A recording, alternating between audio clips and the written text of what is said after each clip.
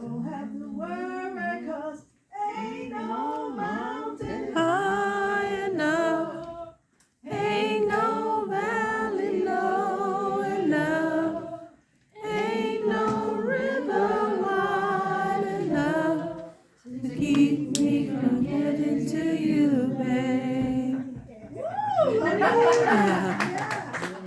Ain't no mountain high enough, ain't no valley low enough. We want to be able to get to one another. So when it comes down to it's my time now, and it comes time for woman, and it comes down time for mother, and it just comes down time for just being your friend, ain't no mountain high enough for me to get to you. Ain't no valley low enough that I won't try to cross no river. So I can be able to minister whatever your need might be, because you're trying to call that mother, you're trying to call that grandmother, you're trying to call that aunt, that friend, somebody to come and be by your side. Ain't no mountain high enough, and ain't no valley low enough, ain't no river that you're not willing to cross. My name is Effie Mwando. I am a storyteller. I was introduced into storytelling just by accident. Just by accident. Because I love the community that I live in, because I love people, because I love to give back. Someone says, well, Effie, I'll tell you what. We're going to have a community event, and I would like for you to volunteer. And I'm like, sure. I'd like to give back to my community. And I'm like, well, what would you like for me to do? And he says, be a human book. What? Okay, cool. I'll be a human book. Sure. So I decided that I would be a human book. Now, a week or 2 weeks before that, what is a human book? I was like, what did I volunteer for? What did I sign up for? Let me look. Let me go online.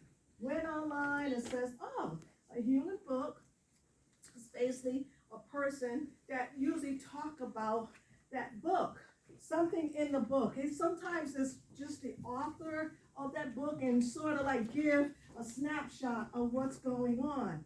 So I was like, well, gee whiz, what kind of book will I do? It was like a short notice, and I didn't prepare myself. I just thought it was going to be something simple.